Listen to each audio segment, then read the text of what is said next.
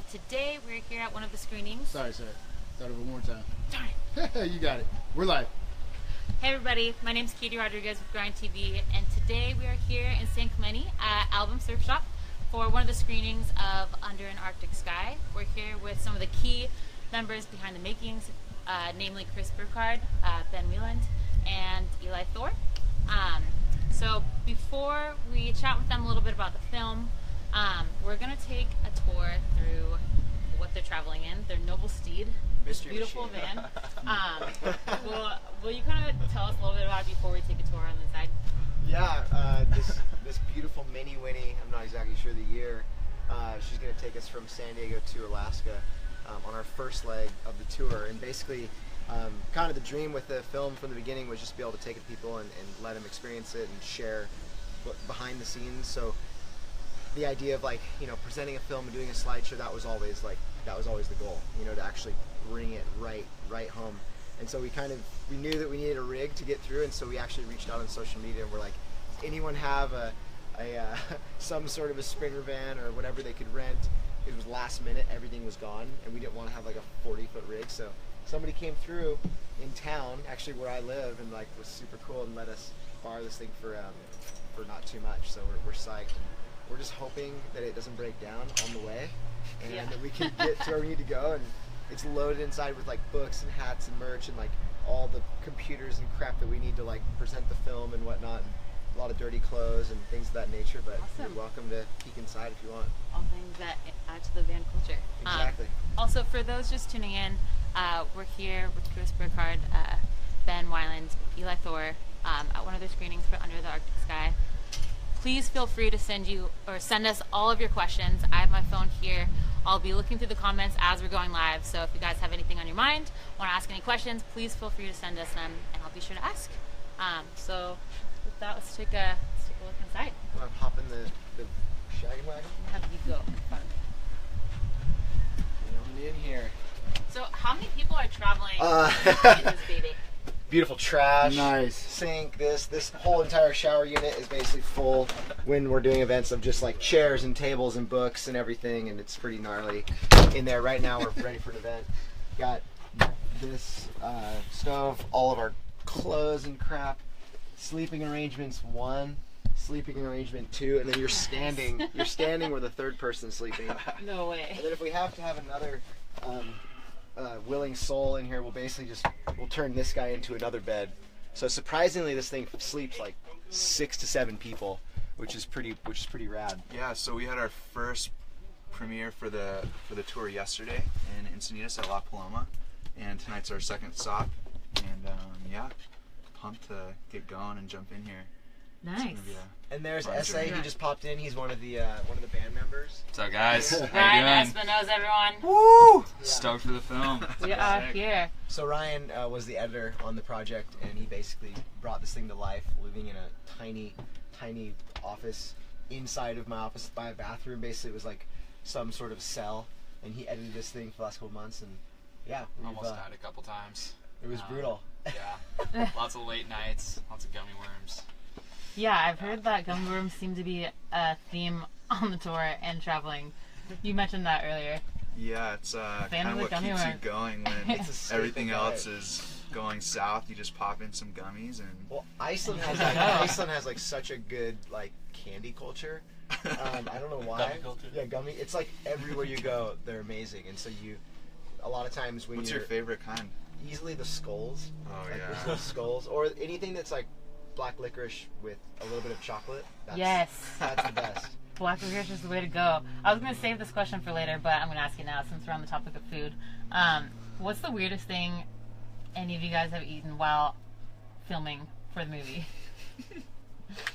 I mean, in Iceland. On this trip, it wasn't much weird It was like stuff. dried fish jerky. It's just like basic, but Yeah. nothing. Basic dried fish jerky. Just standard. Nothing crazy. Yeah. But in the Faroes, he ate rotten sheep, and I saw him vomit. You eat rotten sheep. Yeah, that was pretty heavy. That's like a tradition that they have over there. Is Eating rotten sheep or just sheep? rotten sheep. Rotten So sheep. they'll like kill the sheep and then hang it out in the air to dry for 9 months, and the whole thing just ferments and gets a layer of mold on the outside. and then they eat it for Christmas, right? It's like a delicacy. It's a delicacy, and so this guy had us over one night, and he's like, "Hey, I want to show you guys like what I've been preparing for the last 9 months." And he offered us to eat this, and you can't turn it down. Of course, Ben follows him into his house. Like, totally just like doesn't care. And I was No with questions asked. None. Makes sense. it was me and another guy on the trip, and we both tried it. And Preston, who I was with, he like ran outside and threw up behind a bush immediately. And we just like went home, and I brushed my teeth because it tasted so bad. It was like gummy bear Yeah. cheese, right? Yeah, it like sticks to your teeth. And the flavor, I can't describe the horrible. flavor, but it's I disgusting. don't know how we got on this topic, but it's a bummer. Yeah. But that was in the Faroe Islands. This is Iceland, so Yeah. Yeah. Okay. Tonight we're doing the second screening at Album Surf, and basically they were really cool. I did a couple projects with them before. They wanted to do a big outdoor screening, and so like our goal is to really take this to some of the key surf towns in Southern California. So we started in San Diego. Now we're in San Clemente. Tomorrow we do LA, and then Ventura, and we literally go city by city north from there. So Very it's going to cool. be the next 30 days or so. So be crazy. before we're about to head inside, Yeah. where the film is going to be shown, and to the surf shop that's right adjacent to where it's going to be screened. Before we go in there, since might get a little bit loud, will you guys kind of tell us a little bit about the film for those who haven't heard about it, what it's about? Yeah, so we went to Iceland in December, which is, there's only probably 3.5 hours of daylight in the wintertime. And we originally had a contact with a boat captain out there, and we were going to go shoot a short little piece on this boat captain that kind of has access to all these remote bays in the West Fjords of Iceland. And Chris was telling me about it. He's like, we got to make a decision and go in a week, because that's when this all happens, when the boat captain's ready. But we kind of planned like a couple years ahead of time. Yeah. Mainly from Ellie, who he's like one of Iceland's like 5 surfers or something. I don't know, 10 surfers, and we formed a relationship with him. And he had been there and hiked there and skied there a little bit. So he was saying there was potential to surf, but it was kind of like Ben showed me an article that this captain had done with Doc Renneker, a super famous cold water surfer, and we gotten some info from Ellie, and we all kind of like put our heads together, and it was sort of this dream like trip to go out there. But the problem was, like Elliot said, he's like, the only time you get swell is in the wintertime, so you have to go when it's like the most brutal of conditions. And when we met up with Ellie the first day, and he's like, hey guys, this is looking crazy. There's a massive swell coming, but it's also one of the biggest storms I've ever seen.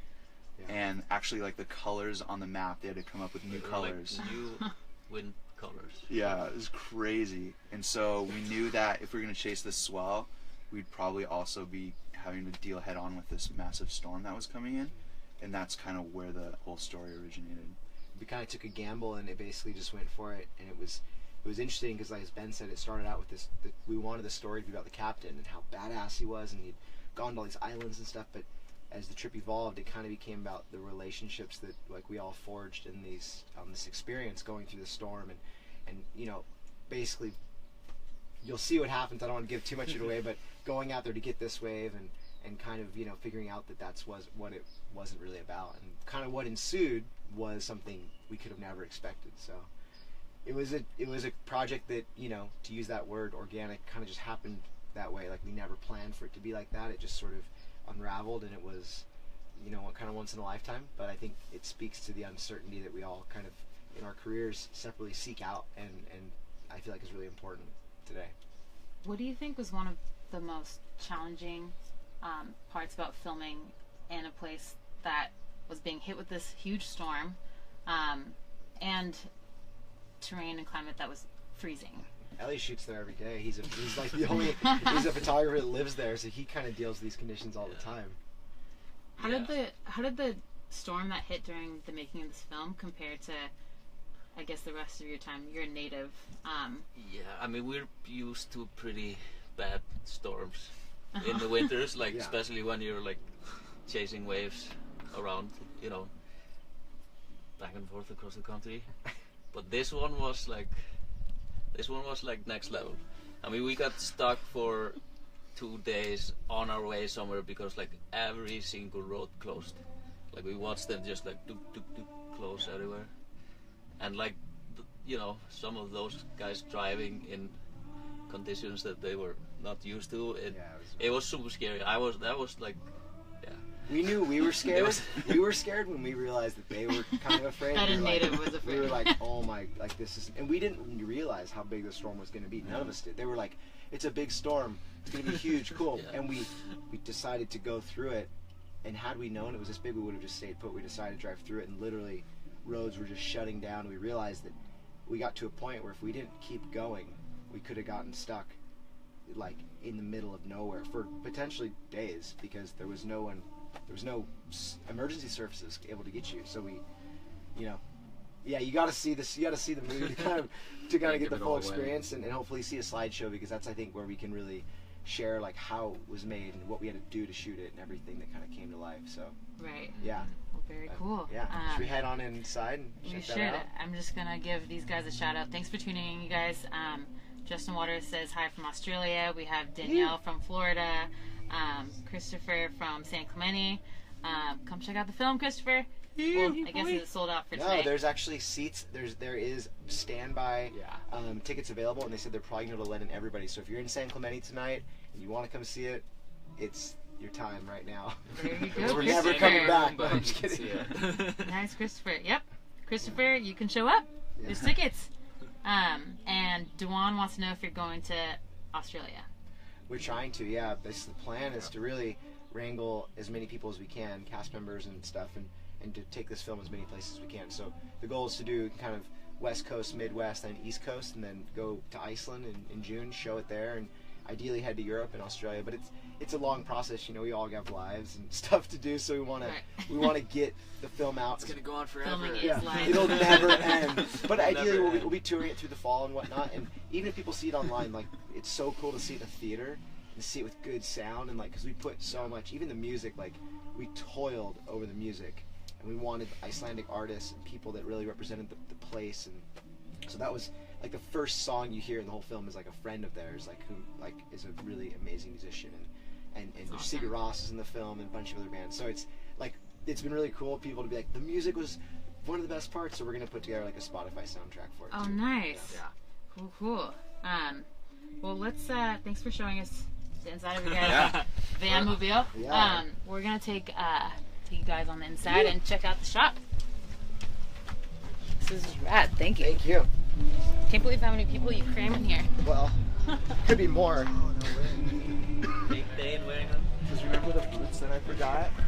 Did Oliver get those, or? All right. So, for those tuning in, we're about to go into where the screening of Under an Arctic Sky is being shown in San Clemente at Album Shop or Surf Shop. They have the seats set up over here to our left that you're about to see. And then we're gonna head inside the surf shop, check out some of the boards that they have some of Chris's photos on, and talk a little bit about that.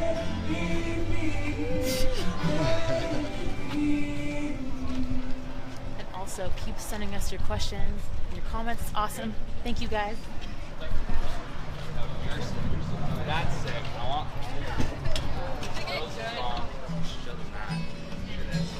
Got the crepes set up. Oh, okay. You just gotta keep doing it online.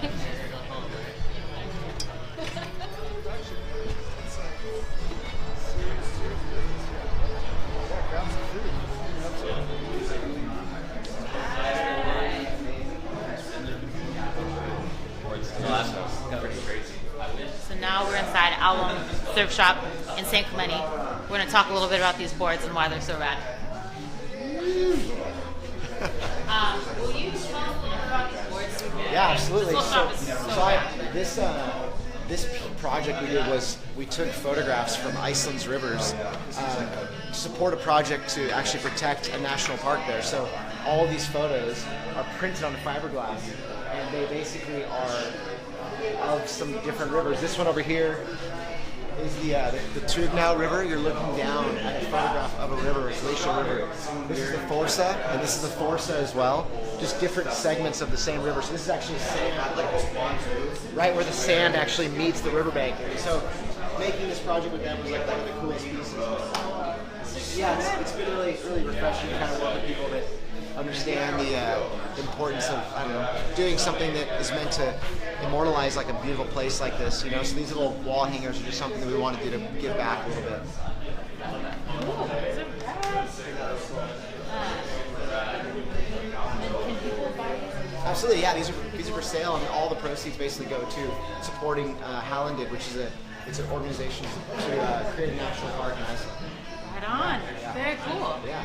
So, the whole surf shop Yeah, right here. whole surf shop. We have crepes. We have everything out tonight. It's a rad event because we wanted to do something kind of full service, so people would have the opportunity to see the film but also hang out. So come and enjoy. I got to get to work. Yeah, thank you so much.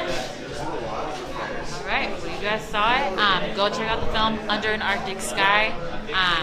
They are on their West Coast tour right now, and next stop is LA tomorrow, and then Ventura.